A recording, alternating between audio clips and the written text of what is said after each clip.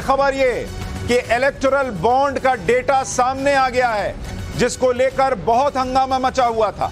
चुनाव आयोग ने अपनी वेबसाइट पर यह डेटा अपलोड कर दिया। हालांकि उसके पास 15 तारीख का वक्त था, लेकिन उसने एक दिन पहले ही यह डेटा अपलोड कर दिया। एसबीआई से डेटा मिलने के बाद स्टेट बैंक ऑफ इंडिया से मिले बॉन्ड के डेटा को इलेक्शन कमीशन ने अब सार्वजनिक कर दिया है।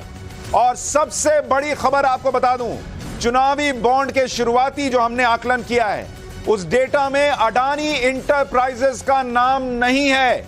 यानी अडानी इंटरप्राइजेस जो कंपनी है, उसने कोई चुनावी बॉन्ड नहीं खरीदा।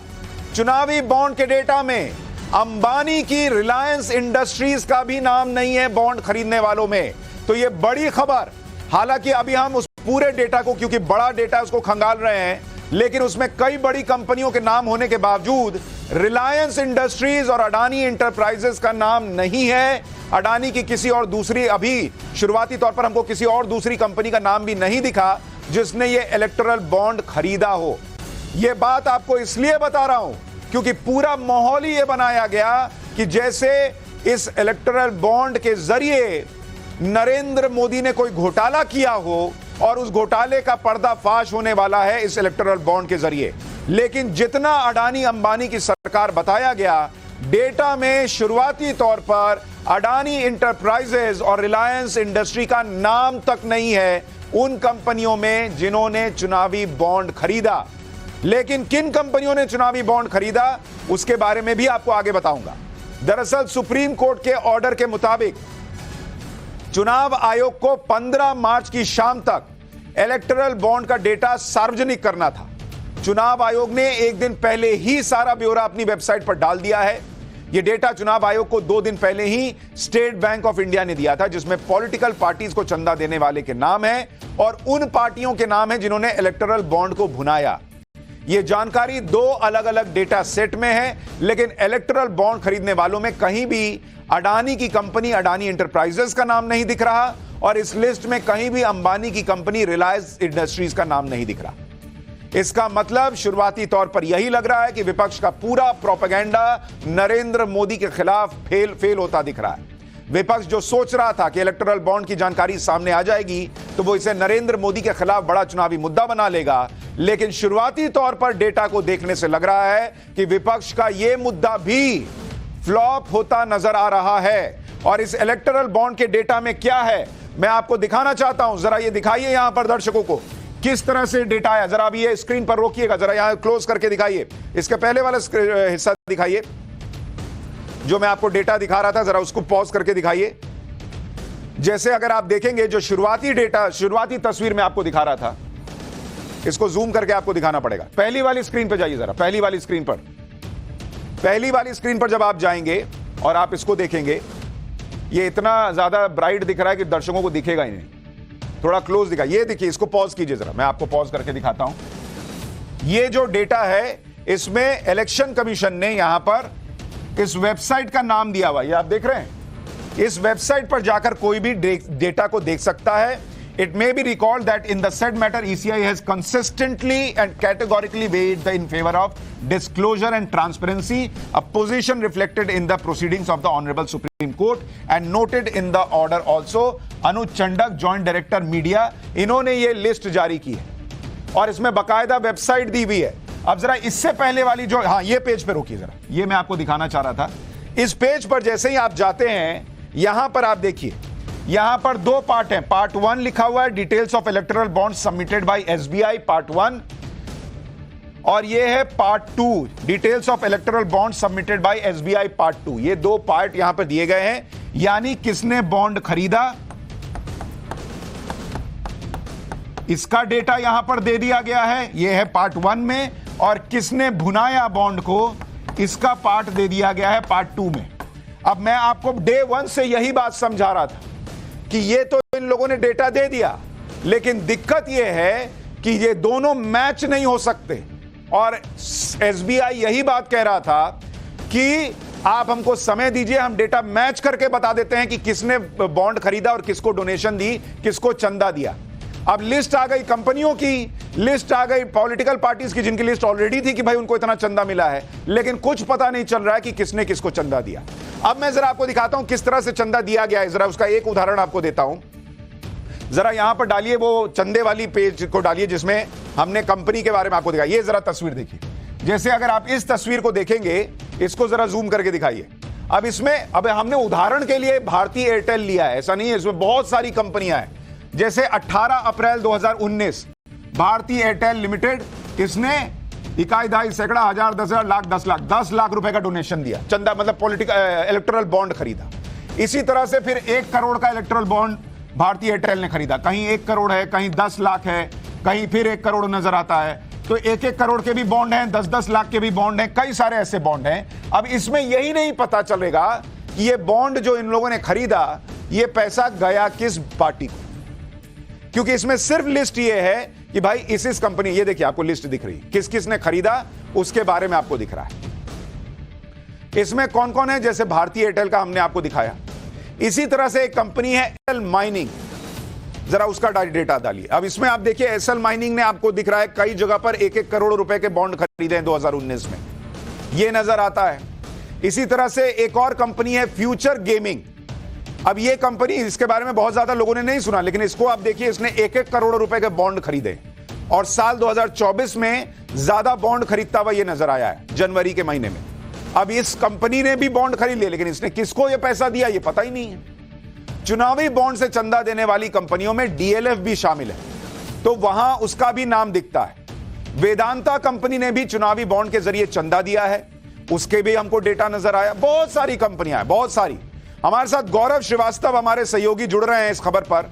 गौरव, शुरुआती तौर पर, चूंकि डेटा सेट बहुत बड़ा है, शुरुआती तौर पर जिस बात में लोगों का सबसे ज्यादा इंटरेस्ट था, विपक्ष का बड़ा इंटरेस्ट था कि अडानी इंटरप्राइजेस का नाम है या नहीं, रिलायंस इंडस्ट्रीज का नाम है या नहीं, वो दोनों नाम तो इस लिस्ट में नहीं दिख रहे। कोई ऐसा नाम आपको दिख रहा है जिससे देश में हंगामा, तूफान, बवाल हो?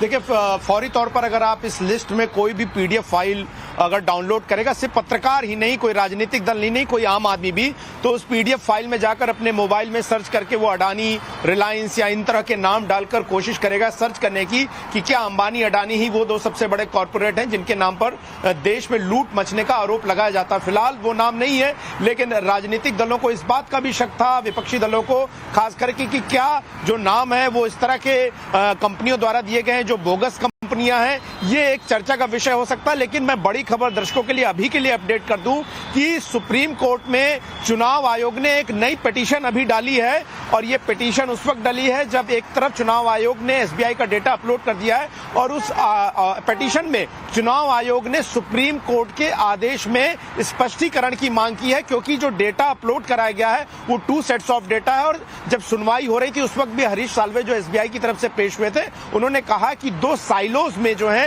ये पूरा डेटा रखा जाता है, एक तरफ जो है बॉन्ड खरीदने वाले का और दूसरे साइलों में जो है वो उसको इनकैश कराने वालों का होता है। और ऐसे में जो यूनिक आईडी नंबर है जिससे पता लगाया जा सकता था वो उसमें उपलब्ध नहीं है। लेकिन जिस तरह की संभवतः जल्दीबाजी मची, अगर उस वक्त सुनवाई के दौरान प्रेस करके दबाव बनाकर ये कहा जाता कि एसबीआई जो है वो मिलान करके डेटा देता, तो शायद इस प्रैक्टिस का ज्यादा महत्व होता, बिना किसी तरह के जिसको बोला जाए। गौरव, आज की डेट में बहुत सारे लोग जो हैं वो यही कह रहे थे, बहुत सारे लोग यही कह रहे थे कि आज की डेट में 2 सेट ऑफ डेटा है हमारे पास जो इलेक्शन कमीशन ने डाल दिया।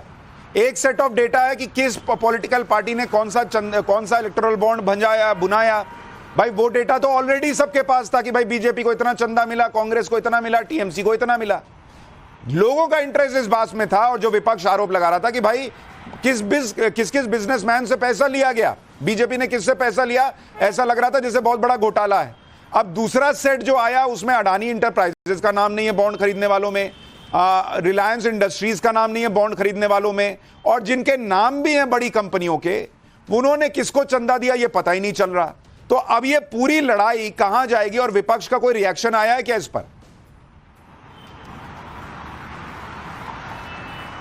देखिए, विपक्ष का रिएक्शन तो नहीं आया, लेकिन अभी जो कि एडीआर के तरफ से वकील सुप्रीम कोर्ट में पेश हुए थे, प्रशांत भूषण, उन्होंने अभी एक ट्वीट किया है और जिस तरह से एसबीआई ने सुप्रीम कोर्ट में याचिका दाखिल की है, उसमें प्रशांत भूषण ने कहा है कि इलेक्टोरल बॉन्ड का जो डेटा चुनाव आयोग द्वारा अपलोड किया गया है, जो कि एसबीआई द्वारा दिया गया है, उसमें सीरियल नंबर नहीं है, जो कि आवश्यक था कि इससे पता लगे कि बॉन्ड किसने किसको दिया। ये एक तरीके से जो है वो जो पूरी जानकारी दी गई है उसका कोई मर्थ नहीं है और ये छुपाने की कोशिश हो रही है कहीं ना कहीं स्टेट बैंक ऑफ इंडिया और चुनाव आयोग द्वारा नहीं। लेकिन एक मिनट गौरव, प्रशांत भूषण तो उस वक्त कोर्ट के अंदर मौजूद थे। गौरव, प्रशांत भूषण तो उस वक्त कोर्ट के अंदर मौजूद थे जब चीफ जस्टिस ऑफ इंडिया ने कैटेगोरिकली कहा कि हमने आपसे मिलाने के लिए कहा ही नहीं है डेटा सेट को, हमने आपसे कहा है दोनों डेटा सेट रख दीजिए। तो अब इस ट्वीट का क्या मतलब कि भाई इससे स्थापित नहीं हो रहा कि किसने किसको पैसा दिया? ये तो भ्रम फैलाने वाली बात हो गई। फिर ऐसा लग रहा है कि जानबूझ के चीजें छुपाई जा रही हैं, जबकि सुप्रीम कोर्ट ने ही ये कहा था कि आप दो डेटा सेट रख दीजिए सामने। बिल्कुल, उस लिहाज से देखा जाए तो सही है, लेकिन इसमें एक चीज और है। अगर आप अमूमन किसी तरह से समझें कि मान लीजिए आपका बैंक स्टेटमेंट होता है और आप किसी 5 चेक को लेकर अपने खाते में बुनाते हैं तो चेक का एक नंबर होता है। दरअसल बॉन्ड का भी कोई सीरियल नंबर इसमें नहीं प्रोवाइड किया गया है। इसमें सिर्फ ये आंकड़ा दे दिया गया कि कंपनी ने इतने का चंदा लिया, लेकिन उस बॉन्ड का नंबर क्या था, ये सीरियल नंबर जो है नहीं है, क्योंकि एक यूनिक आईडी नंबर जो है, जो कि देखा जा सकता था इलेक्टोरल बॉन्ड में एक रिकॉर्ड के लिए रखा गया था, वो आंकड़ा नहीं है। तो हो सकता है कि कल सुप्रीम कोर्ट में इसको लेकर सुनवाई की बात। लेकिन गौरव, अगर मैं गलत हूं तो मुझे सही कीजिए। जितना मुझे समझ में आया, एसबीआई यही बात तो कह रहा था कि हमको वो जो यूनिक आईडी है जो हर इलेक्टोरल बॉन्ड पर है, उसको मैच कराने में समय लगेगा और हम आपको मैच करा के डेटा जो है वो अगले कुछ हफ्तों में दे पाएंगे। तो अगर उसके लिए इतना ही आसान होता कि उठा के दे देता तो वो इसमें डाल देता। वो तो एसबीआई यही कह रहा है कि वो यूनिक आईडी हम नहीं दे सकते, उसको मैच कराना पड़ेगा।